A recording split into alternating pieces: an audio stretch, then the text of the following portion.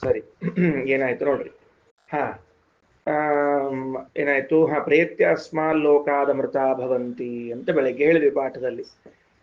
ಪ್ರೇತ್ಯ ಪ್ರೇತ್ಯ ಅನ್ನೋ ಶಬ್ದಕ್ಕೆ ಮರಣ ಹೊಂದಿದ ಮೇಲೆ, ಅಸ್ಮಾಲ್ ಲೋಕ ಅಂತಂದ್ರೆ ಈ ಲೋಕದಿಂದ ನಾವು ಮರಣ ಹೊಂದಿದ ಮೇಲೆ, ಅಂದ್ರೆ ಈ ಲೋಕದಲ್ಲಿ ನಾವು ಸತ್ತ ಮೇಲೆ ಮುಂದೆ ಅಮೃತ ಭವಂತಿ, ಸ್ವಸ್ವರೂಪಾನಂದಾವಿರ್ಭಾವವನ್ನು ಪಡಿತೇವೆ, ಮುಕ್ತರಾಗ್ತೇವೆ.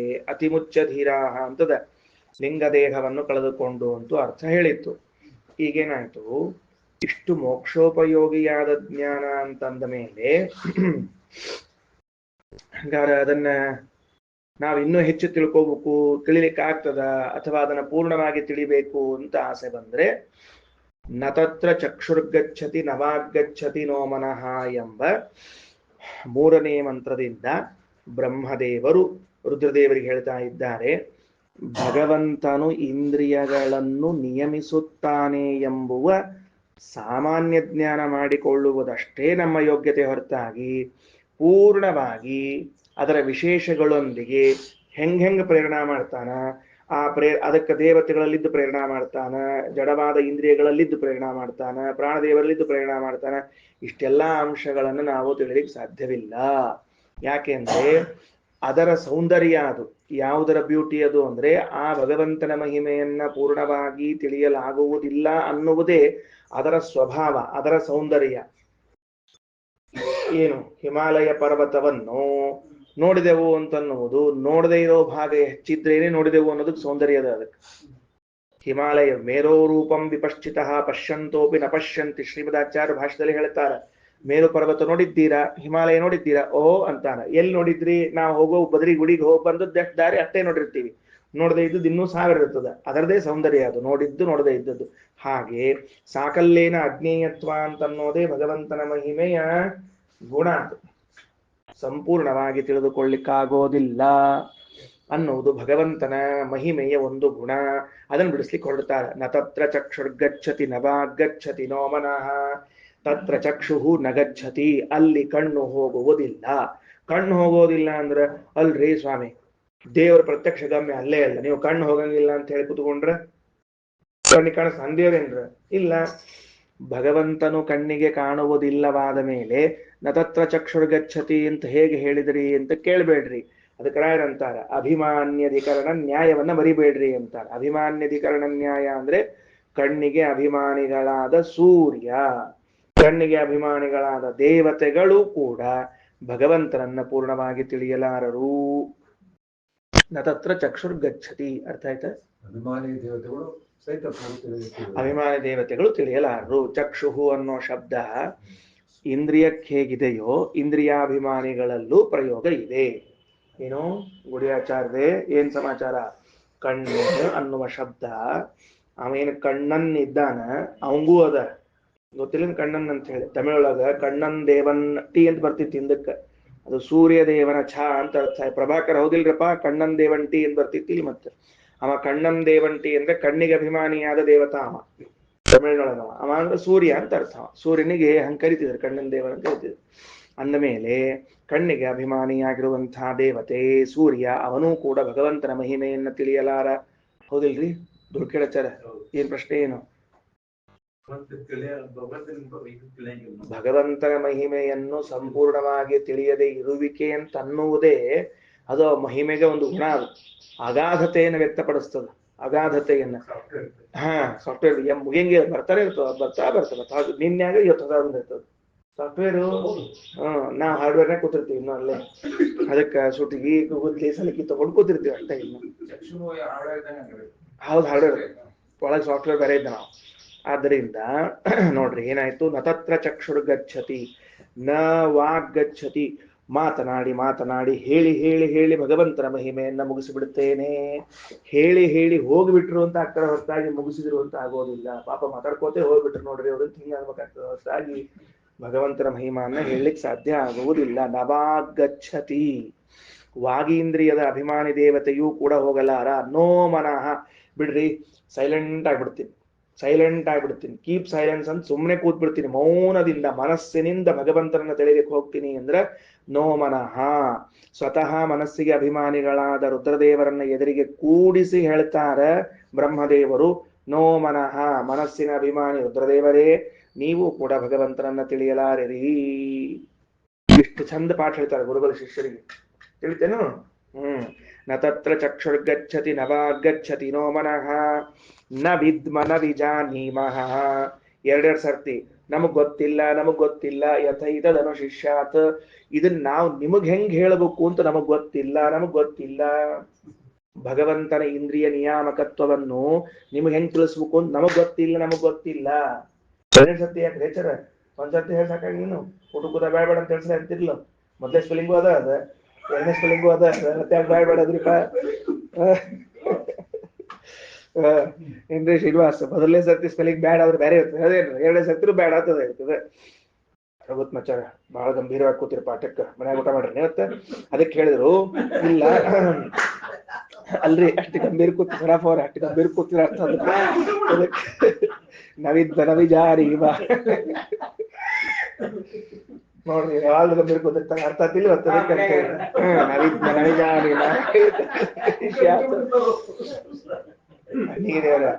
ಎರಡು ಬಾರಿ ಯಾಕೆ ಹೇಳಿದ್ರು ಅಂದ್ರೆ, ಒಂದು ಬಾರಿ ನ ವಿದ್ಮಃ ಅನ್ನೋ ಶಬ್ದಕ್ಕ ಸಾಮಾನ್ಯಾಕಾರೇಣ, ನ ವಿಜಾನೀಮಃ ಎಂಬುದಕ್ಕ ವಿಶೇಷಾಕಾರೇಣ ಅಂತ ರಾಯರು ಬರೀತಾರೆ. ನ ವಿಜಾನಿ ಸಾಮಾನ್ಯಾಕಾರ ಜ್ಞಾನವೇ ಇಲ್ಲದೆ ಹೋದ್ರೆ ವಿಶೇಷವಾಗಿ ಏನ್ ತಿಳ್ಕೊತೀವಿ ನಾವೆಲ್ಲರ? ಚಾನ್ಸೇ ಇಲ್ಲ. ಏನ್ರಿ ಬೇಸಾರ? ಭಗವಂತನು ಹೇಗೆ ಇಂದ್ರಿಯಗಳನ್ನು ನೇಮಿಸುತ್ತಾನೆ ಎಂಬುದರ ಬಗ್ಗೆ ಸಾಮಾನ್ಯವಾಗಿಯೂ ತಿಳುವಳಿಕೆ ಇಲ್ಲ, ವಿಶೇಷವಾಗಿಯೂ ತಿಳುವಳಿಕೆ ಇಲ್ಲ. ಅಂದ್ಮೇಲೆ ನಾವು ನಿಮಗೆ ಹೆಂಗ ತಿಳಿಸ್ಲಿಕ್ಕೆ ಸಾಧ್ಯ? ಅದು ಅಷ್ಟು ಅಗಾಧವಾಗಿದೆ ಅಂತ ಹೇಳ್ತಾ ಇದ್ದ. ಬೇರೆ ಬೇರೆ ಉಪನಿಷತ್ತುಗಳಲ್ಲಿ ವಿವರಣೆಯನ್ನೆಲ್ಲ ಕೊಡ್ತಾರೆ. ಕಣ್ಣಿಗಿರುವಂತಹ ಬಿಳಿ ಭಾಗ, ಕಪ್ಪು ಭಾಗ, ಆ ಬಿಳಿ ಭಾಗದಲ್ಲಿರುವಂತಹ ಕೆಂಪು ರೇಖೆಗಳು, ಆ ಕರಿಭಾಗದ ಮಧ್ಯಭಾಗದಲ್ಲಿರುವಂತಹದ್ದು, ಇವೆಲ್ಲ ಯಾರ್ಯಾರು ದೇವತೆಗಳಿದ್ದಾರ, ಹೆಂಗ ಭಗವಂತ ನಮಗೆ ತೋರಿಸ್ತಾನ ಅಂತ ಅನ್ನೋದನ್ನೆಲ್ಲ ಪ್ರತ್ಯೇಕ ಉಪನಿಷತ್ತುಗಳಲ್ಲಿ ಹೇಳ್ತಾ ಹೋಗ್ತಾರೆ. ವಾಯುದೇವರು ಏನ್ರಿ ಆನಂದವರು, ವಾಯುದೇವರು ನಮ್ಮ ಕಣ್ಣಿನಲ್ಲಿ ಕರು ರೂಪದಲ್ಲಿ, ಆಕಳಿನ ಕರು ಇರ್ತದಲ್ಲ, ಕರುವಿನ ರೂಪದಲ್ಲಿ ಕಣ್ಣಿನಲ್ಲಿ ಇದ್ದಾರಂತ ನೆನಪಿಟ್ಟುಕೊಳ್ರಿ. ಏನು ಮುಂದೆ ಬರ್ತದೆ ಉಪನಿಷತ್ತೊಳಗ, ಮುಂದೆ ಬರ್ತದ, ಅಲ್ಲೇ ಬರ್ತದೆ, ಹೇಳ್ತೀರಿ. ಆ ಕರುವಿನ ರೂಪದಲ್ಲಿ ಇದ್ದವರಾಗಿ ರುದ್ರಾದಿ ದೇವತೆಗಳಿಂದ ತಾವು ಸೇವಿತರಾಗಿ ಭಗವಂತನೆಂಬ ಗೂಟಕ್ಕೆ ಲಕ್ಷ್ಮಿ ಎಂಬ ಹಗ್ಗದಿಂದ ಕಟ್ಟಿಕೊಂಡವರಾಗಿ ನಮಗೆ ಈ ಜಗತ್ತನ್ನು ತೋರಿಸ್ತಾರ ಅಂತ ಒಂದು ಅಂಶ ಬರ್ತದೆ ಒಳಗಡೆ. ಬಹಳ ದೊಡ್ಡ ದೊಡ್ಡ ಅಂಶಗಳೆಲ್ಲ ಅಂದಮೇಲೆ ಅವೆಲ್ಲ ಇಂದ್ರಿಯ ನಿಯಾಮಕತ್ವ, ಪ್ರೇರಕತ್ವ ನಮಗೆಲ್ಲ ಸುಮ್ಮನೆ ಏನೋ ಪ್ರವಚನದಾಗ ನಮ್ಮ ಆಚಾರ್ಯ ಹೇಳ್ತಿದ್ರು, ನಾವು ಹೇಳಿದ್ವಿ ಚಿತ್ತ ನಮಗ ಹೊರತಾಗಿ ಬಾ ಎಲ್ಲ ಹೇಳ್ತಾರೆ ಬಾ ಅಂತ ಹಿಂಗೆ ಅಲ್ಲಿಗೆ ಬರೋದಿಲ್ಲ. ನವಿದ್ವ ನ ವಿಜಾನೀಮಃ ಯಥ ಏತದ್ ಅನುಶಿಷ್ಯಾತ್. ಅನುಶಿಷ್ಯಾತ್ ಅಂದ್ರೆ ಕಲಿಸುವುದು. ನಾವ್ ಹೆಂಗ ನಿಮಗೆ ಅಂದ್ರೆ ಏತದ್ ಅನುಶಿಷ್ಯಾತ್ ಅಂದ್ರೆ ಈ ಜಗತ್ತನ್ನು ಅವನು ಹೇಗೆ ಪ್ರೇರಿಸುತ್ತಾನೆ ಅನ್ನುವುದು ನಮಗೆ ಗೊತ್ತಿಲ್ಲ. ಅನುಶಿಷ್ಯಾತ್ ಅಂದ್ರೆ ಪ್ರೇರಯೇತ್ ಅಂತ ಅರ್ಥ, ಬರೆದಿಟ್ಕೊಳ್ರಿ. ಅನುಶಿಷ್ಯಾತ್ ಅಂದ್ರೆ ಪ್ರೇರಿಸುತ್ತಾನೆ. ಭಗವಂತನು ಹೇಗೆ ಪ್ರೇರಿಸುತ್ತಾನೆ ಎಂಬುದು ನಮಗೆ ಗೊತ್ತಿಲ್ಲ. ಅಂದಮೇಲೆ ನಾವು ನಿಮಗೇನ್ ಹೇಳ್ತೀವಿ ಎಲ್ಲಾದ್ರೂ? ಮುಂದ ಅನ್ಯದೇವ ತದ್ ವಿದಿತಾತ್ ಅಥೋ ಅವಿದಿತಾತ್ ಅಧೀ. ಹಿಂಗ್ ಹೇಳ್ಬಹುದಲ್ಲ? ಏನ್ ಹೇಳ್ಬಹುದು? ನೀನ್ ಯಾವ್ಯಾವ ಪದಾರ್ಥಗಳನ್ನು ತಿಳ್ಕೊಂಡಿದ್ದೀಯಲ್ಲಪ್ಪ, ಹಂಗಂತರೂ ಇಲ್ಲವ, ಹಿಂಗಾರ ಹೇಳಿ ಬರ್ತೋ ಇಲ್ಲೋ? ಇಷ್ಟು ಹೇಳ್ಬೋದು ಇಲ್ರಿ ಪಾಯಣ ಅಂತ. ದೇವ್ರನ್ನ ತಿಳಿಸ್ಬೇಕಾಗಿದೆ. ನಾವೇನೋ ಕಲ್ಲು ಮಣ್ಣು ಗುಡಿ ಗುಂಡಾರೆಲ್ಲ ನೋಡಿದ್ವಿ.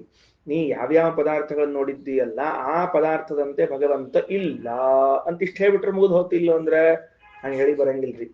ಅನ್ಯದೇವ ತದ್ವಿದಿತಾತ್ ಅಥೋ ಅವಿದಿತಾತ್ ಅಧಿ. ನೀನು ತಿಳಿದದ್ದಕ್ಕಿಂತಲೂ ಭಿನ್ನವಾಗಿ ಇದ್ದಾನೆ, ತಿಳಿಯದೇ ಇರುವಂತಹ ಪದಾರ್ಥಗಳಿಗಿಂತಲೂ ಭಿನ್ನವಾಗಿ ಇದ್ದಾನೆ ಆ ಪರಮಾತ್ಮ. ನೀ ಯಾವ ತಿಳ್ಕೊಂಡಿ? ನೀರು, ಮಣ್ಣು, ಗಾಳಿ, ಆಕಾಶ, ಬೆಂಕಿ, ಪಂಚಭೂತಗಳಿಂದ ನಿರ್ಮಾಣವಾದ ಪ್ರಪಂಚ. ಇದ್ರ ಹಂಗಿದ್ದಾನೇನು ಅಂದ್ರ ಇದ್ರ ಹಂಗಿಲ್ಲ, ಇದ್ರ ಹಂಗನ್ಯಾಗೂ ಇಲ್ಲವ. ಇದ್ರ ಹಂಗೂ ಇಲ್ಲ, ಇದ್ರ ಹಂಗನ್ಯಾಗೂ ಇಲ್ಲ. ಬ್ಯಾಡ್ ಬಿಡ್ರಿ. ಹಂಗಾರ ನಾ ತಿಳಿದೇ ಇದ್ದ ಪದಾರ್ಥ ಯಾವ ತಿಳ್ಕೊಂಡಿಲ್ಲ? ವಂದ್ಯಾಸುತ, ಬಂಜಿ ಮಗ, ಆಮೇಲೆ ಶಶವಿಷಾಣ, ಆಮೇಲೆ ಇನ್ನೇನ್ರಿ ಮತ್ತ ಖಪುಷ್ಪ, ಆಕಾಶ ಕಮಲ. ಇದ್ರಂಗಿದ್ದಾನೆ ಅಂದ್ರ ಅವಿದಿತಾತತಿ. ನೀನು ತಿಳಿಯದೇ ಇರುವ ಶಶವಿಷಾಣಾದಿಗಳಂತೆಯೂ ಇಲ್ಲ ಪರಮಾತ್ಮ, ವಿಲಕ್ಷಣನಾಗಿ ಇದ್ದಾನೆ. ಅನ್ಯದೇವ ತತ್ ಆ ಬ್ರಹ್ಮ ಅನ್ಯದೇವ ಬೇರೆ ವಿದಿತಾತ್ ತಿಳಿದಿರುವ ನೀ ಏನ್ ತಿಳ್ಕೊಂಡಿ ನೋಡು ಪದಾರ್ಥಗಳನ್ನ ಅದಕ್ಕಿಂತ ಬೇರೆ ಅಥೋ ಮತ್ತೇನೆಂದರೆ ಅವಿದಿತಾತ್ ತಿಳಿಯದೇ ಇರುವಂತಹದ್ದು ಅವ ಏನಿದ್ದಾನ ಅಧಿ ಎಕ್ಸ್ಟ್ರಾ ಅವ ಏನಿದ್ದಾನ ಅಧಿ ಇತಿ ಶುಶ್ರಮ ಪೂರ್ವೇಶಾಂ ಏನಸ್ತದ್ವ್ಯಾಚಕ್ಷಿರೇ ನಾವು ಗುರು ಪರಂಪರೆಯಲ್ಲಿ ಹೀಗೆ ತಿಳಿದಿದ್ದೇವೆ ನಮಗೆ ಯಾರು ಪಾಠ ಹೇಳ್ಯಾರೋ ಅವ್ರು ಹಿಂಗ ಹೇಳ ಏ ನಹ ತದ್ವ್ಯಾಚಕ್ಷಿರೇ ಆನಂದ 4ನೇ ಪಾದ ಏ ನಹ ತದ್ವ್ಯಾಚಕ್ಷಿರೇ ನಮಗ ಯಾರ ಪಾಠ ಹೇಳಿದ್ರು ಅವ್ರು ಹಿಂಗ ಹೇಳ್ಯಾರ ಏನಂತ ಹೇಳ್ಯಾರ ನೋಡ್ತಮ್ಮ ನೀ ತಿಳ್ಕೊಂಡ ಪದಾರ್ಥ ಹಂಗ ಅವ ಇಲ್ಲ ಇಲ್ಲ ಆದ ಪದಾರ್ಥ ಹಂಗಿಲ್ಲ ಅವ ಬಿಟ್ಟು ವಿಲಕ್ಷಣವಾಗಿದ್ದಾನ ಅಂತ ಹೇಳ್ಯಾರ ತದ್ವಿಚಕ್ಷಿರಿ ಯಾರು ನಮಗೆ ಇದನ್ನು ಪಾಠ ಹೇಳಿಕೊಟ್ರು ಹಿಂಗೆ ಹೇಳ್ತಾರ ಸರಿ ಹೋತಾ ಹಿಂಗೆ ಅದನ್ನೇ ಹೇಳುತ್ತೇವೆ ಇಷ್ಟೇ ಹೇಳೋದು ಹೌದು ನಮ್ ಗುರುಗಳು ಎಷ್ಟು ಹೇಳ್ಕೊಟ್ರು ಅಷ್ಟೇ ಹೇಳ್ತೀವಿ ಅದೇ ಹೇಳ್ದ್ನಲ್ರಿ ಬಾಳ ಪ್ರಾಣ ತಿನ್ಲಿಕ್ಕೆ ಹೋಗ್ಬೇಡ್ರಿ ಅಂತ ಹೇಳಂತ ಸುಮ್ಮನೆ ಎಲ್ಲಿ ಪ್ರಾಣ ತಿನ್ನೋದು ಏನಾಯ್ತು ಅಲ್ಲ ಯಾಕೆ ಸೂಕ್ಷ್ಮ ಅದಲ್ಲ ಏನೋ ಸ್ವಲ್ಪ ಇದು ಈಗ ಒಂದು ಜೀವಿ ಪ್ರತಿ ಕ್ಷಣ ಚಿತ್ರ ಕರ್ಮ ಮಾಡ್ತಿರ್ತಾನೆ ಸರಿ ಒಂದ್ ಸ್ವಲ್ಪ ಟೈಮ್ನಾಗ ಸರಿ ಇನ್ನು ಲೈಫ್ ಲಾಂಗ್ ಅಂದ್ರೆ ಸಿಕ್ಕಾಪಟ್ಟೆ ಅವು ಇನ್ಫಿನಿಟ್ ಆಗ್ತಾವ ಅದ್ರ ಪ್ರಕಾರ ನಾವು ಪರಿಣಾಮ ಮಾಡ್ಬೇಕಾಗ್ತದೆ ಸೊ ಅದು ಒಂದ್ ಜೀವಿಗೆ ಇಷ್ಟಿದ್ದಂದ್ಮೇಲೆ ಅನಂತ ಜೀವಿ ಕೊಡ್ರಿ ಅವ ಹೆಂಗ್ ಹೇಳ್ಬೇಕು ಅವ ಅದು ತಿಳಿಯಂಗಿಲ್ಲ ಅದು ಹೇಳ್ಬೋದು ಲಾಜಿಕ್ ಇರ್ಬೋದು ಹೇಳ್ಬೋದು ಅಷ್ಟೇ ಬೆಳಗ್ಗೆ ಹೇಳಿದ್ರೆ ಅನಂತ ಗುಣ ಪೂರ್ಣತ್ವ ಅಗಮ್ಯ ಸುರೇರಪಿ ಅನ್ನೋ ಅಂಶ ಅದ ಬಹಳ ಎಷ್ಟು ಪ್ರೇರಣೆ ಮಾಡ್ತಾನೆ ಹೆಂಗ್ ಮಾಡ್ತಾನೆ ಯಾರ ಇಂದ್ರಿಯಕ್ಕೆ ಹೆಂಗ್ ಮಾಡ್ತಾನೆ ಹೆಂಗ್ ಗೊತ್ತಾಗ ನನಗೆ ವಾಗೀಂದ್ರಿಯಕ್ಕೆ ಪ್ರೇರಣೆ ಮಾಡಬೇಕು ನಿಮ್ಗೆ ಶ್ರವಣೇಂದ್ರಿಯಕ್ಕೆ ಪ್ರೇರಣೆ ಮಾಡಬೇಕು ನನ್ನ ಮನಸ್ಸಿಗೆ ಪ್ರೇರಣೆ ಮಾಡಬೇಕು ನಿಮ್ಮ ಮನಸ್ಸಿಗೆ ಪ್ರೇರಣೆ ಮಾಡಬೇಕು ಕೆಲವರಿಗೆ ಕೈಗೂ ಪ್ರೇರಣೆ ಮಾಡ್ಬೇಕಾಗ್ತಿರ್ತದೆ ಅಂದ್ರೆ ಬರ್ಕೋತಿರ್ತಾರೆ ಅವರು ಕೆಲವರು ಕೇಳ್ತಿರ್ತಾರೆ ಕೆಲವರು ಕೇಳ್ಕೋತ ಬರ್ಕೋತಿರ್ತಾರೆ ಇವೆಲ್ಲ ಆಗ್ತಿರ್ತಾವಲ್ಲ ಅದಕ್ಕೆ ಎಷ್ಟಂತ ಹೇಳ್ಬೇಕು ಸರಿ ಅದು ಸರಿ ಹೇಳಿ ಅದಕ್ಕೆ ಮುಂದೆ ಅನಂತ ಗುಣ ಪರಿಪೂರ್ಣ ಅನ್ನೋದು ಈ ಮುಂಜಾನೆ ಪಾಠದೊಳಗೆ ಅಗ್ರಿ ಕ್ಲಿಯರ್ ಅಂತ ಇಲ್ಲಿದ್ರೆ ಅನಂತ ಏನ್ ಅದು ಒಂದು ಇನ್ಫಿನಿಟಿ ಹಿಂಗ ಆಗ್ಬಿಟ್ಟಿತ್ತು ಅದಕ್ಕೆ ಅನಂತ ಜೀವರಿಗೆ ಅನಂತ ಪ್ರೇರಕ ಅನಂತ ರೂಪ ಅನಂತ ರೂಪದಿಂದ ನೋಡ್ತಾರೆ ಜೀವ ಕ್ಲಿಯರ್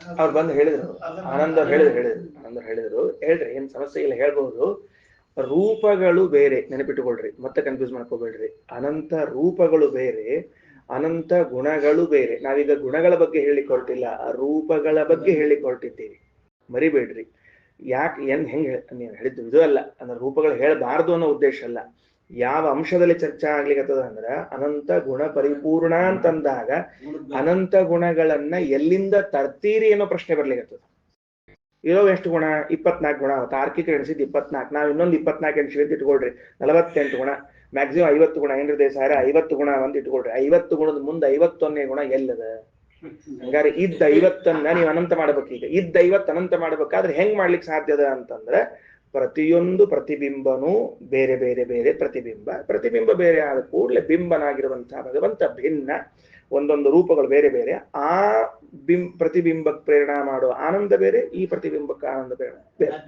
ಹಿಂಗಾಗಿ ಆನಂದದಲ್ಲಿ ಆನಂದ ಬಂದ್ಬಿಡ್ತದೆ ಮುಗಿದ ಕೆಲಸ ಮುಂದೆ ಸರಿ ಇನ್ನು ಇಲ್ಲ ಯಾಕೆ ಸುಮ್ಮನೆ ನೀವು ಅಷ್ಟು ಪರಿ ಭಗವಂತನ ತಿಳ್ಕೊಳಿಕ್ ಆಗಂಗಿಲ್ಲ ಹಂಗ ಆಗಂಗಿಲ್ಲ ಅಂತಂತೀರಿ ಏನ್ ಸಮಸ್ಯೆ ಏನು ಈಗ ನಾವು ಅವನ ಮಹಾತ್ಮೆ ತಿಳ್ಕೊಳಿಕ್ ಆಗಂಗಿಲ್ಲ ಅವ್ರನ್ನ ತಿಳ್ಕೊಳಿಕ್ ಆಗಂಗಿಲ್ಲ ಅಂತ ಯಾಕೆ ಅನ್ಬೇಕು ಒಂದ ಹಿಂಗ್ ಮಾಡ್ಬೋದಂತ ಏನ್ ಮಾಡೋಂತ ಧ್ಯಾನಾವಸ್ಥೆಯಲ್ಲಿ ಕೂತ್ಬಿಡೋದು ಕಣ್ಣು ಮುಚ್ಚಿದಾಗ ನಮಗೊಂದು ಭಗವತ್ ರೂಪ ಕಾಣ್ತದೆ ಕಣ್ಣಿಗೆ ಬರ್ತದೆ ಕಾಣಿಸ್ತಾ ಇಲ್ಲ ಬಂದಿದ್ದೆ ಧ್ಯಾನಕ್ಕೆ ಕೂತಾಗ ಕೈ ಹಿಂಗ ಕಾಲ್ ಹಿಂಗ ಮೂಗ್ ಹಿಂಗ ಅಂತ ಚಿಂತನೆ ಮಾಡ್ರಿ ಅಂತ ಹೇಳ್ತಿರ್ಲಿ ಮತ್ತೆ ಹಾಗಾದ್ರೆ ಧ್ಯಾನಾವಸ್ಥೆಯಲ್ಲಿ ತೋರಿದ ಭಗವದ್ ರೂಪವೇ ಇದಾಗಿದ್ರೆ ಮುಗಿದು ಹೋಗ್ತಲ್ಲ ಮತ್ತೆ ಅವನ ಮಹಿಮಾ ಕಾಣಿಸಂಗಿಲ್ಲ ತಿಳಿಯಂಗಿಲ್ಲ ಅಂತ ಸುಳ್ಳು ಯಾಕೆ ಹೇಳ್ತೀರಿ ಅಷ್ಟೆಲ್ಲ ಗೊತ್ತಾಯ್ತಿಲ್ಲೋ ಭಗವಂತನು ಹೇಗೆ ಪ್ರೇರಣೆ ಮಾಡುತ್ತಾನೆ ಹೇಗಿರುತ್ತಾನೆ ನಮ್ಗೆ ಗೊತ್ತಿಲ್ಲ ಅಂತ ಹೇಳಿದ್ರಿ ನೀವು ಯಾಕೆ ಹಂಗೆ ಹೇಳ್ತೀರಿ ನಮ್ ಕಣ್ಣು ಮುಚ್ಚಿದಾಗ ಧ್ಯಾನಾವಸ್ಥೆಯಲ್ಲಿ ಒಂದು ಭಗವದ್ ರೂಪ ಕಾಣಿಸ್ತದೆ ಆಯ್ತಲ್ಲ ಅವ ಪ್ರೇರಣೆ ಮಾಡೋದು ಇತ್ಯಾದಿಗಳೆಲ್ಲವೂ ನಮಗೆ ಧ್ಯಾನದಲ್ಲಿ ಕೂತಾಗ ಕಾಣಿಸುತ್ತಲ್ಲವೋ ಅಂತಂದ್ರೆ ಅದಕ್ಕೆ ಉತ್ತರ ಕೊಡ್ತಾರೆ ಯದ್ವಾಚ ಅನಭ್ಯುದಿತಂ ಏನ ವಾಗಭ್ಯುದ್ಯತೆ ತದೇವ ಬ್ರಹ್ಮತ್ವಂ ವಿದ್ಧಿ ನೇದಂ ಯದಿದಂ ಉಪಾಸತೆ ನೀ ಉಪಾಸನಾ ಮಾಡಿದ್ದು ಅಲ್ಲ ನೇದಂ ಯದಿದಂ ಉಪಾಸತೆ ನೀ ಉಪಾಸನ ಮಾಡಿದ್ದಲ್ಲ. ನೀ ಧ್ಯಾನಾವಸ್ಥೆಯಲ್ಲಿ ಯಾವ ಭಗವದ್ ರೂಪವನ್ನ ಕಾಣ್ತೀಯೋ ಆ ಭಗವದ್ ರೂಪ ಇದು ಅಲ್ಲ. ಅವಲ್ಲ, ಅವ ಬೇರೆ. ಯಾಕ ಏನು ಅಂತ ಮುಂದೆ ವಿಚಾರ ಮಾಡೋಣಂತ. ಏನು ತಿಳಿತೇನು? ಏನಂತ? ನೀನು ಉಪಾಸನೆ ಮಾಡುವಾಗ ಕಾಣಿಸುವ ಭಗವದ್ ರೂಪವು ನಿಜವಾದ ಭಗವಂತನಲ್ಲ. ಹಂಗೆ ಬರ್ಕೊಟ್ರಿ ಎಲ್ಲಾರು. ನೀನು ಉಪಾಸನೆ ಮಾಡುವಾಗ, ಬ್ರಾಕೆಟ್ ನಲ್ಲಿ ಧ್ಯಾನ ಮಾಡುವಾಗ ಕಾಣುವ ಭಗವದ್ ರೂಪವು ನಿಜವಾದ ಭಗವದ್ ರೂಪವಲ್ಲ. ಈಗ ನಮಗೇನ್ ಕಲ್ಪನಾ ಆಗ್ಯದ ಅಂಬೋದು ಒಂದ್ ಸ್ವಲ್ಪ ಬಿಡಿಸ್ತೀನಿ. ಏನಾಗ್ತದ್ರಿ, ಇದು ವಿಷಯ ಸ್ವಲ್ಪ ಜಟಿಲ ಅದ, ಅದಕ್ಕೆ ಹಂಗ ಅನಸ್ತದ. ಹೇಳ್ತೀನಿ. ನತತ್ರ ಚಕ್ಷುರ್ಗಚ್ಚತಿ ನವಾಗಚ್ಚತಿ ನೋ ಮನಃ. ಏನು ಆ ಭಗವಂತನನ್ನ ನಾವು ಹಿಂಗ್ ಮಾಡೋಣ ಅಂತ ಹಿಂಗೂ ಅವತರಣಿಕ ಕೊಟ್ಟಾರ, ಹಿಂಗೂ ಹೇಳ್ಯಾರ. ಈಗ ದೇಹದೊಳಗ ಜೀವ ಇದ್ದ. ಏನಾಗ್ಯದ, ಜೀವ ಮನಸ್ಸಿಗೂ ಮತ್ತು ಮಾತಿಗೂ ನಿಲುಕುವಂಥವನು. ಜೀವನು ಮನಸ್ಸಿಗೂ ಮಾತಿಗೂ ನಿಲುಕುವಂಥವನು. ಈ ಮನಸ್ಸಿಗೂ ಮಾತಿಗೂ ನಿಲುಕುವಂತಹ ಜೀವ ಏನಿದ್ದಾನ, ಇವನನ್ನೇ ಬ್ರಹ್ಮ ಎಂದು ತಿಳಿದು ಬಿಟ್ರೆ ಅಗೋಚರತ್ವ ಇರುವುದೇ ಇಲ್ಲಲ್ಲ. ಅವ ತಿಳಿದಿಲ್ಲ, ಅವ ಹೆಂಗಿದ್ದಾನ ಗೊತ್ತಿಲ್ಲ ಅಂತಿಲ್ಲೇ ಇಲ್ಲ. ಮನಸ್ಸಿಗೂ ಮಾತಿಗೂ ಗೋಚರನಾಗಿರುವಂತಹ ಜೀವನೇ ಬ್ರಹ್ಮ ಅಂತ ಅಂದ್ಬಿಟ್ರೆ ಜೀವಾವಿಲ್ಲ ಬ್ರಹ್ಮ ಸರಳ ಆಗ್ಬಿಡ್ತದಲ್ಲ. ಅಂದ್ರ ನತತ್ರ ಚಕ್ಷುರ್ ಗಚ್ಚತಿ ನವಾಗ್ ಗಚ್ಚತಿ ನದು ಯದ್ವಾಚ ಅನಭ್ಯುದಿತಂ ಏನವಾಗ ಅಭ್ಯುದ್ಯತೆ ತದೇವ ಬ್ರಹ್ಮತ್ವಂ ವಿದ್ದಿ ನೇದಂ ಯದಿದಂ ಉಪಾಸತೆ. ಅಲ್ಲ ಅಂದ್ರ ಈ ಮಂತ್ರಕ್ಕೆ ಎರಡು ರೀತಿಯಿಂದ ರಾಯರ ವ್ಯಾಖ್ಯಾನ ಮಾಡ್ಯಾರ. ರಾಯರ ವ್ಯಾಖ್ಯಾನ ಇಟ್ಕೊಂಡೆ ಹೇಳಿಕತ್ತೀನಿ ಈಗ. ಏನಂತಂದ್ರು, ನೀವು ಧ್ಯಾನಾವಸ್ಥೆಯಲ್ಲಿ ಕುಳಿತಾಗ ನೀವು ಧ್ಯಾನ ಮಾಡ್ತಾ ಇರುವಾಗ ಏನು ರೂಪವನ್ನ ಕಾಣ್ತೀರಿ ಅದು ಭಗವಂತ ಅಲ್ಲ. ದೇಹದೊಳಗಿರುವಂತಹ ಜೀವ ಅವನೇ ಭಗವಂತನಿಂದ ಅಭಿನ್ನನಾಗಿ ಅವನನ್ನೇ ನಾವು ಭಗವಂತ ಅಂತ ತಿಳಿತೇವೆ ಅಂದ್ರೆ ಅದು ಅಲ್ಲ. ಅದನ್ನ ಹೇಳಿಕ್ ಹೊರಟದ. ಯಾಕ ಅಂತ ಪ್ರಶ್ನೆ. ಅಂದ್ರ ಓಂ ತಥಾನ್ಯತ್ ಪ್ರತಿಷೇಧಾತ್ ಓಂ ಅಂತ ಸೂತ್ರ ಬರ್ಕೊಂಡಿಟ್ಕೊಳ್ರಿ. ಏನಂತ? 3:2:32 3:2:32ರಲ್ಲಿ ಓಂ ತಥಾ ಅನ್ಯತ್ ಪ್ರತಿಷೇಧಾತ್ ಓಂ ಅನ್ನುವಂತಹ ಸೂತ್ರ. ಮುಂದೆ ಹೋಗ್ಬೇಕು ಬಹಳ. ಅದಕ್ಕೆ ತಥಾನ್ಯತ್ ಪ್ರತಿಷೇಧಾತ್ ಅನ್ನುವಂತಹ ಸೂತ್ರದಲ್ಲಿ ನೋಡ್ರಿ, ನಾ ಹೇಳಿದ್ದು ರಾಯರ ವಾಕ್ಯ ಹೇಳ್ತೀನಿ ನೋಡ್ರಿ. ಸೂತ್ರ ಭಾಷ್ಯೇತು ಯದಿದಂ ವಾಸನಾಮಯಂ ಉಪಾಸತೆ ಧ್ಯಾಯಂತಿ ನೇದಂ ವಾಸನಾಮಯಂ ಬ್ರಹ್ಮ. ಅಲ್ಲ, ಧ್ಯಾನಾವಸ್ಥೆಯಲ್ಲಿ ನೀವೇನ್ ಕಾಣ್ತಿದ್ದೀರಿ ಆ ಭಗವಂತ ಅಲ್ಲ ಅನ್ನೋದು ರಾಯರ ಭಾಷ್ಯದ ವಾಕ್ಯವನ್ನು ಇಟ್ಕೊಂಡು ಕೊಟ್ಟಾರ. ಯಾಕ ದೇಸಾರ? ಯಾಕಂದ್ರೆ ನೀವು ಧ್ಯಾನ ಮಾಡ್ಲಿಕ್ಕೆ ಕುಳಿತಿರುವ ಕಾಲದಲ್ಲಿ ಏನಂತ ಭಗವಂತನನ್ನ ಕಾಣ್ತೀರಿ ಅಂತಂದ್ರೆ ಕಣ್ಣು ಮುಚ್ಚಿಕೊಂಡು ಧ್ಯೇಯ ಸದಾ ಸವಿತ್ರ ಮಂಡಲ ಮಧ್ಯವರ್ತಿ ನಾರಾಯಣ ಅಂತ ಅವ ಕಮಲದ ಮೇಲೆ ಕೂತಾನ, ಕಿರೀಟ ಇಟ್ಕೊಂಡಾನ, ಶಂಖ ಇಟ್ಕೊಂಡಾನ, ಚಕ್ರ ಇಟ್ಕೊಂಡಾನ ಅಂತೆಲ್ಲ ನೀವು ಕಾಣ್ತಿರೋ ಇಲ್ಲೋ? ಇದು ನೀವು ಕಲ್ಪಿಸಿಕೊಂಡ ವಾಸನಾಮಯ ಮೂರ್ತಿ. ನೀವು ಕಲ್ಪಿಸಿಕೊಂಡ ವಾಸನಾಮಯ ಮೂರ್ತಿ ಹೊರತಾಗಿ ದೇವರು ಹಾಗೆ ಇಲ್ಲ. ಅದನ್ನ ಹೆಂಗ ದೇವರು ಅಂತೀರಿ ನೀವು? ಯಾಕಂದ್ರೆ ನೀವು ಕಲ್ಪಿಸಿಕೊಳ್ಬೇಕಾದಾಗ ನಿಮ್ಮ ಮನಸ್ಸಿನ ಎಡವಟ್ಟುಗಳೆಲ್ಲವೂ ಅದರಲ್ಲಿ ಧ್ಯಾನದಲ್ಲಿ ಬಂದಿರ್ತದ. ಕೈ ಹಿಂಗದ ಅಂದಾಗ ನಮ್ ತಲೆಗೆ ಏನ್ ಬಂದಿರ್ತದ? ನಮ್ ಕೈ ಹೆಂಗಿರ್ತದ ಹಂಗ ಕೈ ಬಂದಿರ್ತದೆ ಧ್ಯಾನಕ್ಕೆ ಕೂತಾಗ. ಕಿರೀಟ ಹಾಕೊಂಡ ಅನ್ಕೊಂಡೆ ನಾವು ನಾಟಕದಾಗ ಯಾವ ಕಿರೀಟ ಹಾಕೊಂಡು ನೋಡಿರ್ತೀವಿ ಆ ಕಿರೀಟ ಬಂದಿರ್ತದೆ ತಲೆ ಮೇಲೆ, ನಮ್ಗೆ ದೇವ್ರ ತಲೆ ಮೇಲೆ. ಅವನ ಶಂಕ ಸುದರ್ಶನ ಚಕ್ರ ಹೆಂಗದ ಅಂದ್ರೆ ಶ್ರೀಮಾದಾಗ ಅವ ಹಿಂಗ್ ಬಿಟ್ಟದ್ದು, ಅದು ಹೋಗ್ಲಾರ್ದ ಅಲ್ಲೇ ಬಿದ್ದದ್ದು, ಇಂಥ ಬಂದಿರ್ತಾರ ನಮ್ ತಲೆಯಾಗ.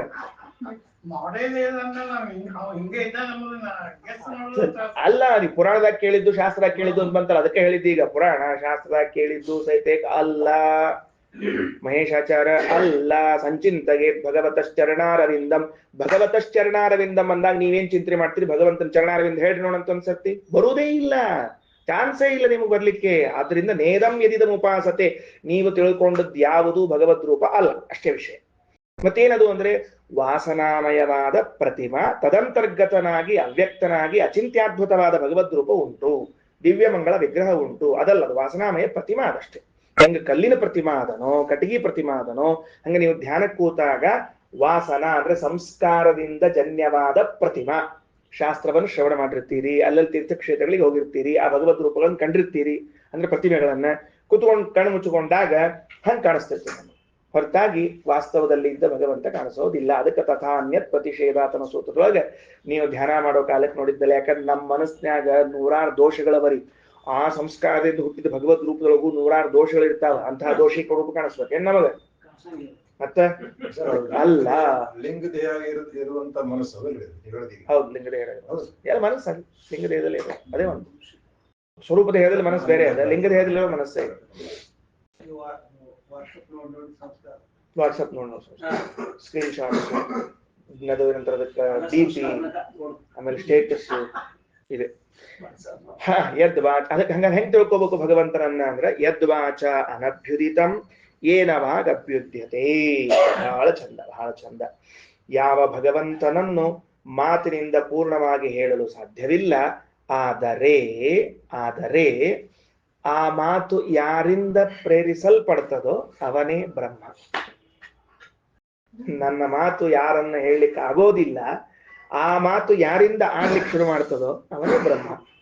ಯದ್ವಾಚ ಅನಭ್ಯುದಿತಂ, ಬಾಯಿ ಮಾತಿನಿಂದ ನೀನು ಹೇಳಲಿಕ್ಕೆ ಸಾಧ್ಯ ಇಲ್ಲ. ಏನವಾಗ ಅಭ್ಯುದ್ಯತೆ, ಯಾವ ಭಗವಂತನಿಂದ ಆ ಮಾತು ಹೊರಗೆ ಬರ್ತದೋ ಅವ ದೇವರು. ಅಷ್ಟು ವಿಚಿತ್ರ ಇದ್ದಾನ ದೇವರು. ಹೇಳ್ತದಿಲ್ಲೋ? ಸಂಜೆಗೆ ಬರ್ರಿ, ಇವತ್ತು ಬೇರೆ ವಿಷಯ ಹೇಳ್ತೀನಿ, ನಿನ್ನೆ ಹೇಳಂಗಿಲ್ಲ ಮತ್ತೆ ಮಾಡಿದ. ಯತ್, ಯಾವ ಭಗವದ್ ರೂಪವನ್ನು ವಾಚ ಮಾತಿನಿಂದ ಅನಭ್ಯುದಿತಂ ಹೇಳಲಾಗುವುದಿಲ್ಲವೋ, ಆದರೆ ಏನ ಯಾವ ಭಗವಂತನಿಂದ ವಾಕ್ ವಾಗೀಂದ್ರಿಯವು ಅಭ್ಯುದ್ಯತೆ ಮಾತಾಡಲ್ಪಡುತ್ತದೆಯೋ. ನೀ ಮಾತಾಡೋದವನಿಂದ, ನಾ ಮತ್ತ ಅವನಿಂದ ಮಾತಾಡ್ಲಿಕ್ಕೆ ಅಂತ ಅವನು ಹೇಳ್ತೀನಿ ಅಂದ್ರೆ ಸಾರಿ ಅಂತ ಹೇಳ್ತದೆ, ಅಷ್ಟೇ ಕೆಲಸ. ತದೇವ ಬ್ರಹ್ಮತ್ವಂ ವಿದ್ಧಿ, ಅವನನ್ನ ಭಗವಂತ ಅಂತ ತಿಳ್ಕೋ. ನಿನ್ನ ವಾಗೀಂದ್ರಿಯಕ್ಕೆ ಪ್ರೇರಕನಾದವನನ್ನ ಭಗವಂತ ಅಂತ ತಿಳ್ಕೋ. ನೀನು ವಾಗೀಂದ್ರಿಯದಿಂದ ಹೇಳಲಿಕ್ಕೆ ಬರುವಂಥವನನ್ನ ಭಗವಂತ ಅಂತ ತಿಳಿಬೇಡ. ಸರ ಹಿಂಗ್ ತಿಳ್ಕೊ. ನೀನ್ ಮಾತಿನಿಂದ ಅವ್ನ್ ಗುರುತಿಸ್ಲಿಕ್ಕೆ ಆಗಿಲ್ಲ, ನಿನ್ ಮಾತು ಯಾರಿಂದ ಬಂತಲ್ಲ ಅವ ತಿಳ್ಕೊಂಡ್ರೆ ಸಾಕಷ್ಟ. ದುಳ್ಕೇಡವ್ರ ತಿಳಿತೇನೆ ನಾ ಹೇಳಿತ್ತು. ಯಾಕೆ ಅಲ್ಲ ಅಂತ ಕಲ್ಪನಾ ಬಂತದಲ್ಲ ಈಗ? Okay, right, thank you. ತದೇವ ಬ್ರಹ್ಮತ್ವಂ ವಿದ್ಧಿ ನೇದಂ ಯದಿದಂ ಉಪಾಸತೆ, ಅವನನ್ನೇ ಬ್ರಹ್ಮ ಅಂತೇಳಿ. ನ ಇದಂ ಯದಿದಂ ಉಪಾಸತೆ, ನೀನೇನ್ ಧ್ಯಾನದಲ್ಲಿ ನೋಡ್ತೀಯಲ್ಲ ಅವ ಅಲ್ಲ. ಯದಿದಂ ಉಪ ಆಸತೆ, ಉಪ ಹತ್ರದಲ್ಲಿ ಇದ್ದಾನಲ್ಲ ಜೀವಸ್ವರೂಪ, ಅವನು ಬ್ರಹ್ಮ ಅಲ್ಲ. ಉಪ ಆಸತೆ, ಉಪಾಸತೆ ಎರಡು ಪದಚ್ಛೇದ. ಉಪ ಆಸತೆ, ಹತ್ತಿರದಲ್ಲಿ ಇದ್ದವನೂ ಭಗವಂತನಲ್ಲ, ಅಂದ್ರೆ ಜೀವಸ್ವರೂಪನೇ ಭಗವಂತ ಅಲ್ಲ. ಉಪಾಸತೆ, ಧ್ಯಾನ ಮಾಡುವಾಗ ಕಾಣ್ತೀಯಲ್ಲ ಅವನು ಅಲ್ಲ. ಹಿಂಗ ಅರ್ಥ ಮಾಡ್ಬೇಕು. ಇನ್ ನೆಕ್ಸ್ಟ್ ವಾಗೀಂದ್ರಿಯದಾಯ್ತು. ಮುಂದೆ ಎನ್ ಮನಸಾನ ಮನುತೆ, ಮನಸ್ಸಿನಿಂದ ಅವನನ್ನ ತಿಳಿಯಲು ಸಾಧ್ಯವಿಲ್ಲ. ಏನಾಹುರ್ಮನೋಮತಂ, ಆದ್ರ ಮನಸ್ಸು ಅವನ ಪ್ರೇರಣೆಯಿಂದಲೇ, ಅವನ ಅನುಗ್ರಹದಿಂದಲೇ ತಿಳಿಲಿಕ್ಕೆ ಸಾಧ್ಯವಾಗ್ತದ. ಮನೋನಿಯಾಮಕನಾಗಿ ಮನಸ್ಸಿಗೆ ಪ್ರೇರಕನಾಗಿ ಇದ್ದಾಗ ಎಲ್ಲಿಂದ? ನಿತ್ಯ ಮುಕ್ತಳಾದ ಮಹಾಲಕ್ಷ್ಮಿಯ ಮನಸ್ಸಿಗೂ ಪ್ರೇರಣೆಯನ್ನು ಮಾಡ್ತಾರೆ. ಆನಂದವರು ಅಮುಕ್ತರಾದವರು, ನಿನ್ನೆ ಇವತ್ತು ಮುಕ್ತರಾದವರು ವಾಯುದೇವರು, ಚತುರ್ಮುಖ ಆರಾಧ್ಯನಂತ ಕಾಲದಿಂದಲೂ ಪತ್ನಿ ಅಂತ ಕರೆಸಿಕೊಂಡಿರುವ ಮಹಾಲಕ್ಷ್ಮಿ ನಿತ್ಯ ಮುಕ್ತಳು, ಅವಳ ಮನಸ್ಸಿಗೂ ಪ್ರೇರಣೆಯನ್ನು ಮಾಡ್ತಾನೆ ಅವನು. ಆದ್ರೆ ಅವಳು ಕೂಡ ತನ್ನ ಮನಸ್ಸಿನಿಂದ ಭಗವಂತನನ್ನ ಕಂಡಿಡಿಲಾರರು. ಯದ್ವಾ ಎನ್ ಮನಸಾನ ಮನುತೆ ಏನಾಹುರ್ ಮನೋಮತಂ ತದೇವ ಬ್ರಹ್ಮತ್ವಂ ವಿದ್ಧಿ, ಅವನು ಪರಮಾತ್ಮ ಅಂತ ತಿಳ್ಕೋ. ನೇದಂ ಯದಿದಂ ಉಪಾಸತೆ, ನೀನು ಧ್ಯಾನದಾಗ ನೋಡ್ತಿ, ನೀನು ನೋಡ್ತಿ ಅದಲ್ಲ. ಯಚ್ಚಕ್ಷುಷಾನ ಪಶ್ಯತಿ, ಕಣ್ಣಿನಿಂದ ಯಾವ ಭಗವಂತನ ನೀ ನೋಡ್ಲಿಕ್ಕೆ ಆಗೋದಿಲ್ಲ, ಆದ್ರೆ ಕಣ್ಣು ಅವನಿಂದ ನೀ ಎಲ್ಲ ನೋಡ್ಲಿಕ್ಕೆ ಶುರು ಮಾಡ್ತೀವಿ. ಕಣ್ಣೊಳಗೆ ಕೂತ್ಕೊಂಡು ಇದನ್ನ ನೋಡಪ್ಪಿ, ಅದನ್ನ ನೋಡ್ತಮ್ಮ, ಇದನ್ನ ನೋಡ್ಕೋಸು ಅಂತ ಅದು ತೋರ್ಸಿಕ್ ಶುರು ಮಾಡಿದ್ಮೇಲೆ ದೇವರು ನೀವೆಲ್ಲ ನೋಡ್ಲಿಕ್ಕೆ ಶುರು ಮಾಡಿರ್ತೀವಿ ಅಂತ ಶಾಸ್ತ್ರ ನಮಗೆ ಹೇಳ್ತದೆ. ಆದ್ರೆ ನೀ ಆ ಕಣ್ಣಿನಿಂದ ಅವ್ನು ನೋಡ್ಲಿಕ್ಕೆ ಸಾಧ್ಯ ಇಲ್ಲ. ಕಣ್ಣು ಯಾರ ಪ್ರೇರಣೆಗೆ ಒಳಗಾಗಿ ಎಲ್ಲವನ್ನ ಕಾಣುತ್ತದೋ ಅವನು ಬ್ರಹ್ಮ, ಹೊರತಾಗಿ ಕಣ್ಣಿನಿಂದ ಕಾಣುವುದು ಬ್ರಹ್ಮ ಅಲ್ಲ. ಇನ್ನ ಯತ್ ಶ್ರೋತ್ರೇಣ ನ ಶೃಣೋತಿ ಏನ ಶ್ರೋತ್ರಮಿದಂ ಶ್ರುತಂ, ನಾ ಕಿವಿಯಿಂದ ಕೇಳಿ ಕೇಳಿ ಕೇಳಿ ಕೇಳಿ ಭಗವಂತನ ತಿಳ್ಕೋತೀನಿ ಅಂದ್ರೆ ಸಾರಿ, ಕಿವಿ ಕೇಳಲಿಕ್ಕೆ ಕೊಟ್ಟದ್ದೇ ಅವ, ಅವನೇನ್ ಕಿವಿಯಿಂದ ಕೇಳಿ ಮುಗಿಸ್ತೀಪಾ ತಿಳ್ಕೋತೀಪಾ ಅಲ್ಲ. ಯತ್ ಪ್ರಾಣೇನ ನ ಪ್ರಾಣೀತಿ ಏನ ಪ್ರಾಣ ಪ್ರಣೀಯತೆ. ಬಹಳ ಚಂದ. ಯಾವ ದೇವರು ಮುಖ್ಯ ಪ್ರಾಣ ದೇವರಿಂದ ಚೇಷ್ಟೆಯನ್ನ ಮಾಡುವುದಿಲ್ಲ, ಅಂದ್ರೆ ಶ್ವಾಸೋಚ್ಛ್ವಾಸವನ್ನ ಮುಖ್ಯ ಪ್ರಾಣದೇವರು ಆಡಿಸಿದ್ರ ದೇವರು ಉಸಿರಾಡ್ ತಗೋತಾನೆ, ಇಲ್ಲದೆ ಇದ್ರೆ ಇಲ್ಲ ಅಂತಿಲ್ಲ. ಆದ್ರೆ ಮುಖ್ಯ ಪ್ರಾಣದೇವರು ಉಸಿರಾಟ ಆಡೋದು ಅವನಿಂದ. ಏನ್ ಸುರೇಂದ್ರ ಅವರು, ಪ್ರಾಣದೇವರು ಉಸಿರಾಟ ಸತ್ಯಕ್ಕೆ ಅವ್ರ ಕಡೆ ಅದ ತಿಳಿತಿಲ್ಲೋ? ಯತ್ ಪ್ರಾಣೇನ ನ ಪ್ರಣೀತಿ. ನಾವ್ ಹೇಳ್ಬಹುದು ನಮ್ಮಲ್ಲಿ ನಿಂತು ಪ್ರಾಣದೇವರು ಉಸಿರಾಟ ಮಾಡಿಸ್ತಾರಂತ, ಪರಮಾತ್ಮಂಗೆ ಹೇಳಂಗಿಲ್ಲ ಅವ. ನಿಮಗೆ ಇಟ್ಕೊಳ್ರಿ ಪ್ರಾಣದೇವರು ಉಸಿರಾಟ, ಅವನ ಉಸಿರಾಟ ನನ್ ಕಡೆ ಅದ ಅಂತ.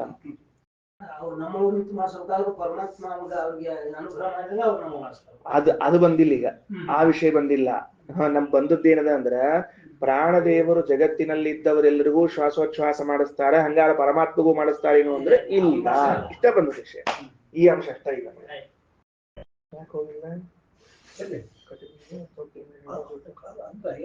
ಹೌದು, ಏನ್ ಮಾಡಿ ಬರುದಿಲ್ಲ ಅವ್ನು 150 ರೂಪಾಯಿ ಭಾಗ್ಯ ಇಲ್ಲ ಅವಂಗ. ಯತ್ ಪ್ರಾಣೇನ ಪ್ರಣೀತಿ ಏನ ಪ್ರಾಣ ಪ್ರಣೀಯತೆ.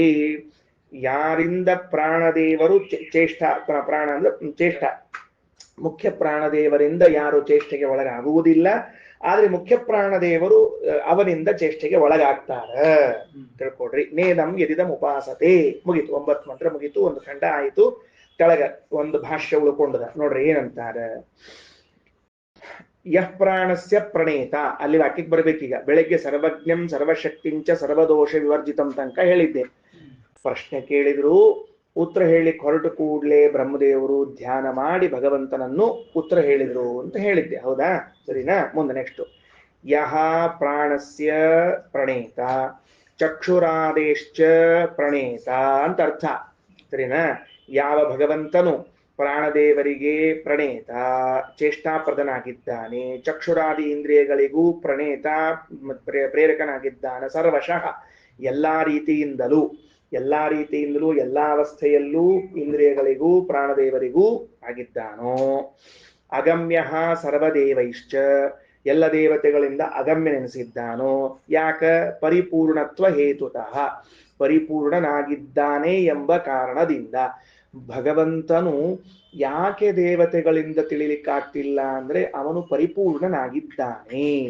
ಅವನ ಪರಿಪೂರ್ಣತೆಯೇ ನಮ್ಮ ತಿಳುವಳಿಕೆಗೆ ಅಡ್ಡಿಯಾಗ್ಲಿಕ್ಕತ್ತದ.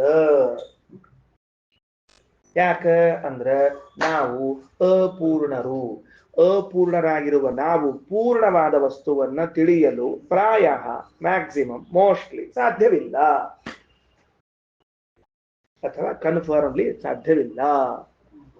ಏನ್ ಆನಂದ? ಯಾಕೆ ಹಂಗ್ಯಾಕ್ ಅನ್ಬೇಕು? ಹಿಂಗ್ ಉಲ್ಟ ಅಪೂರ್ಣನಾಗಿದ್ರು ಪೂರ್ಣ ತಿಳ್ಕೋತೀನಿ ಅಂತ ಯಾಕೆ ಅನ್ಬಾರ್ದು? ಯಾಕಂದ್ರ ಮ್ಯಾಗ್ನೀಟು ಕಬ್ಬಿಣವನ್ನಷ್ಟ ಸೆಳ್ಕೋತ ಹೊರತಾಗಿ ಕಟಗಿನ ಸೆಳ್ಕೊಳಿಕ್ ಬರುವುದಿಲ್ಲ. ಭಿನ್ನಾಚಾರ.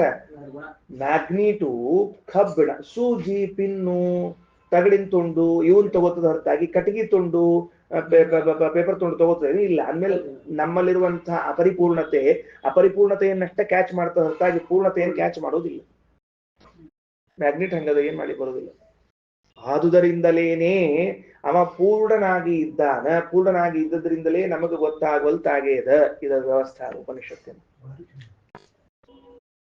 ನೋಡಿ ಆಚಾರ್ಯ, ನಮಗೆ ಎಂಥವ್ ಸಿಕ್ಕಿರ್ತಾವ ಅಂತಂದ್ರೆ ನಮ್ಮಂಥವ್ ಸಿಕ್ಕಿರ್ತಾವ್ರಿ. ತಿಳಿತೇನೋ ಮಹೇಶ್ ಆಚಾರ್ಯ? ಸರ್ವದೇವೈಶ್ಚ ಪರಿಪೂರ್ಣತ್ವ ಹೇತುತಃ, ದೇವರು ಪರಿಪೂರ್ಣನಾಗಿದ್ದಾನ, ಆದ್ದರಿಂದ ನಮಗೆ ಅಗಮ್ಯನಾಗಿದ್ದಾನೆ. ಸರ್ವದೇವೈಶ್ಚ, ಹಿರಣ್ಯ ಗರ್ಭನಿಂದ ಪ್ರಾರಂಭ ಮಾಡಿಕೊಂಡು ಎಲ್ಲರಿಗೂ ಅಗಮ್ಯ, ತಿಳಿಯಂಗಿಲ್ಲ, ತಿಳ್ಕೊಳಿಕ್ಕಾಗಂಗಿಲ್ಲ. ಪ್ರಾಣಾದೀನಾಂ ಪ್ರಣೇತಾಚ ಸರ್ವವೇತ್ತಾಚ ಸರ್ವಶಃ. ಅವ ಹೆಂಗಿದ್ದಾನ? ಪ್ರಾಣಾದೀನಾಂ ಪ್ರಣೇತ, ಎಲ್ಲಾರ್ಗು ಚಂದ ಪ್ರೇರಣಾ ಮಾಡ್ಕೋತ ಜ್ಞಾನ ಭಕ್ತಿ ವೈರಾಗ್ಯ ಎಲ್ಲ ಮಂದಿ ಕೊಟ್ಕೋತ ತಾ ಮಾತ್ರ ಆರಾಮಿದ್ದಾನ ಅಂತಂದಿರ್ತಾರೆ. ಹಂಗಿದ್ದಂಗೆ ಪ್ರಾಣಾದೀನಾಂ ಪ್ರಣೇತ ಎಂದು ಪ್ರಾಣಾದೀನಾಂ ಪ್ರಣೇತ ಸರಾಫ್ ಅವ್ರ ಮೋಕ್ಷದಲ್ಲೂ ಸಹಿತ ಅವನ ಕೆಪಾಸಿಟಿ ಅಷ್ಟೇ ನೋಡ್ತಾರೆ. ಯೋಗ್ಯತಾ ಚೇಂಜ್ ಇಲ್ಲ. ಹೌದು, ಸರಿ, ಯೋಗ್ಯತಾ ಇದ್ದಷ್ಟೇ ಕಾಣೋದು, ಎಲ್ಲಿ ಹೋದ್ರು ಯೋಗ್ಯತಾ ಅಷ್ಟೇ. ಪ್ರಾಣಾದೀನಾಂ ಪ್ರಣೇತಾಚ ಸರ್ವವೇತ್ತಾಚ ಸರ್ವಶಃ. ಸರ್ವವೇತ್ತ, ಎಲ್ಲಾ ರೀತಿಯಿಂದಲೂ ಎಲ್ಲವನ್ನ ಬಲ್ಲವನು ಅವನು, ಸರ್ವಜ್ಞ. ಸರ್ವವೇತ್ತ, ವೇತ್ತ ಅಂದ್ರೆ ತಿಳಿದವನು, ಸರ್ವ ಎಲ್ಲವನ್ನು, ವೇತ್ತ ತಿಳಿದವನು, ಸರ್ವಶಃ ಎಲ್ಲಾ ರೀತಿಯಿಂದ.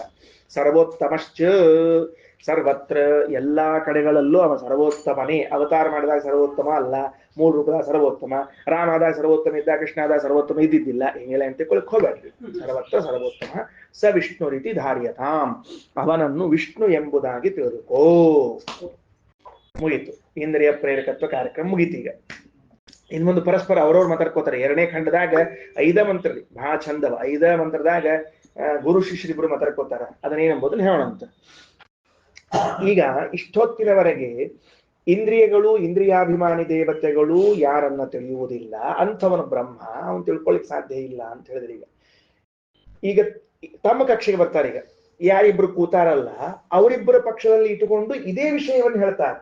ಯಾವ ವಿಷಯವನ್ನ? ಭಗವಂತನು ಹೇಗಿದ್ದಾನೆ, ಒಂದು ವಿಷಯ, ಒಂದು ಸಬ್ಜೆಕ್ಟ್ ತಗೊಂಡಿವಿ. ಇಂದ್ರಿಯ ಪ್ರೇರಣಾ ಹೆಂಗ್ ಮಾಡ್ತಾನ, ಹೆಂಗಿದ್ದಾನಂತ ಒಂದು ಸ್ಥಾಲಿ ಪುಲಾಕನ್ಯಾಯದಂತ ಒಂದಾಗಲೂ ಹೆಚ್ಚಿಗೆ ನೋಡಿದ್ದೀವಿ. ದೇವರು ಇಂದ್ರಿಯಗಳನ್ನು ಹೇಗೆ ಪ್ರೇರಿಸುತ್ತಾನೆ ಅಂತನ್ನುವುದು ನಮಗೆ ಗೊತ್ತಾಗುವುದಿಲ್ಲ. ಆದರೆ ಇಂದ್ರಿಯಗಳೆಲ್ಲವೂ ಅವನ ಪ್ರೇರಣೆಯಿಂದ ಕಾರ್ಯನಿರ್ವಹಿಸುತ್ತವೆ. ಇಷ್ಟೆಲ್ಲ ಹೇಳಿಕೊಟ್ರು. ಇಂದ್ರಿಯಾಭಿಮಾನಿ ದೇವತೆಗಳು ತಿಳ್ಕೊಳ್ಳೋದಿಲ್ಲ ಅಂತ ಹೇಳಿ. ಈಗ ನಾನು ನೀನು ಕೂತೀವಲ್ಲಪ್ಪ, ನಾವು ಸದ್ಯಕ್ಕೆ ಅವನು ತಿಳ್ಕೊಂಡಿಲ್ಲ ಅಂತ. ಈಗ ಬ್ರಹ್ಮದೇವರು ರುದ್ರದೇವರು ಇಬ್ಬರೇ ಮಾತ್ರಿ 5 ಮಾತೊಳಗ ಇವರಿಬ್ಬರದು ಅಜ್ಞೇಯತ್ವವನ್ನು ಹೇಳ್ತಾರೆ. ನಾವು ದೇವರು ತಿಳ್ಕೊಂಡೇ ಇಲ್ರಿ ಅಂತ ಇಬ್ರು ಮಾತಾಡ್ಕೊಳ್ತಾರೆ. ಆ ಘಟ್ಟ ಅದೆಷ್ಟು ಚಂದದ ನೋಡ್ರಿ. ಯದಿ ಮನ್ಯಸೆ ಸುವೇದೇತಿ, ಉಪನಿಷತ್ತು 1ನೇ ಮಂತ್ರ 2ನೇ ಖಂಡದಲ್ಲಿ. ಯದಿ ಮನ್ಯಸೆ ಸುವೇದೇತಿ ದಹರಮೇವಾಪಿ ನೂನಂ ತ್ವಂ ವೇತ್ಥ ಬ್ರಹ್ಮಣೋ ರೂಪಂ. ಏನಂತ? ಹೇ ಮಹೇಶ್ವರ, ರುದ್ರದೇವರೇ, ಯದಿ ಮನ್ಯಸೆ, ಒಂದ್ ವೇಳೆ ನೀ ಹಿಂಗ ಅನ್ಕೊಂಡ್ರ ಏನಂತ? ಅಹಂ, ನಾನು ಇಟ್ಕೋಬೇಕಲ್ಲಿ, ನಾನು ಭಗವಂತನನ್ನು ಸುವೇದ, ಚೆನ್ನಾಗಿ ತಿಳ್ಕೊಂಡಿದ್ದೇನೆ ಅಂತ ನೀ ಅನ್ಕೊಂಡಿದ್ರ ಅದು ತಪ್ಪು, ಅದು ತಪ್ಪು. ಯದಿ ಏನ್ರಿ ಸರಾಫ್ ಅವರ ಮಂತ್ರ ಯಾವ ಮುದ್ರದಾಗದ? ಮಂತ್ರ ಯಾವ ಸ್ಟೈಲ್ ಒಳಗದ ಅಂದ್ರೆ ಒಂದು ಪಕ್ಷ, ಅದು ತರ್ಕ ಮುದ್ರಾ. ಅದು ಯದಿ ಅನ್ನೋದದ ನೋಡ್ರಿ, ಅದೇನಂತಾರ ತರ್ಕ ಮುದ್ರಾ ಅಂತ ಕರೀತಾರೆ. ಬರ್ಕೊಂಡು ಇಟ್ಕೊಳ್ರಿ. ಯದಿ ಎಂದು ಮಂತ್ರ ಇದ್ದದರಿಂದ ಇದು ತರ್ಕ ಮುದ್ರೆಯಲ್ಲಿ.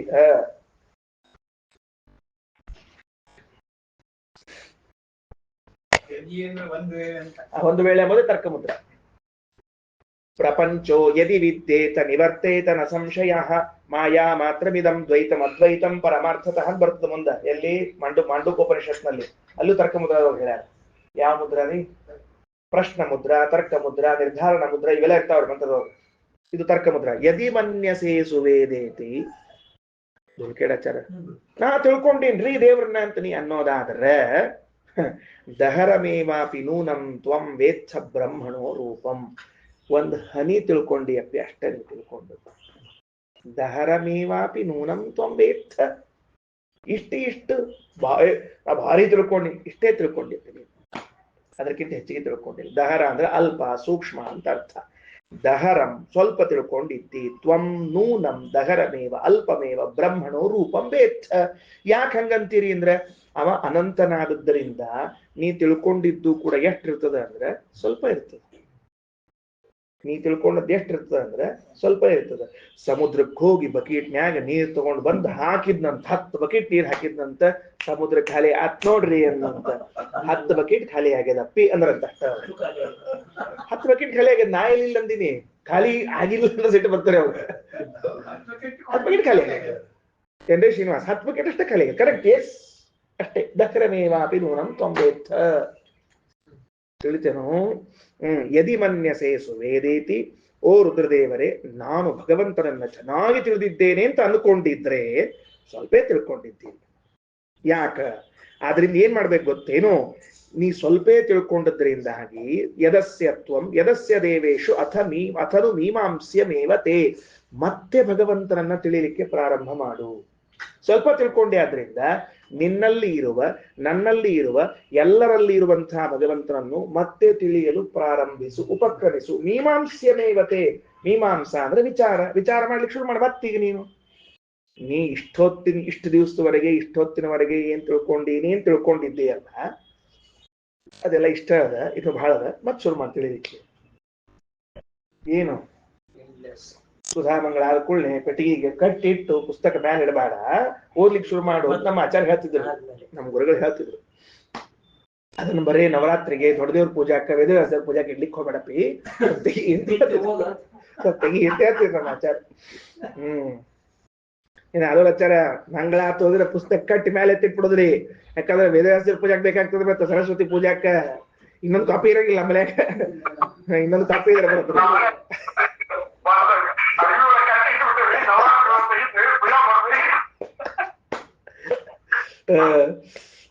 ಸರಿ, ಮೀಮಾಂಸ್ಯಮೇವತೆ.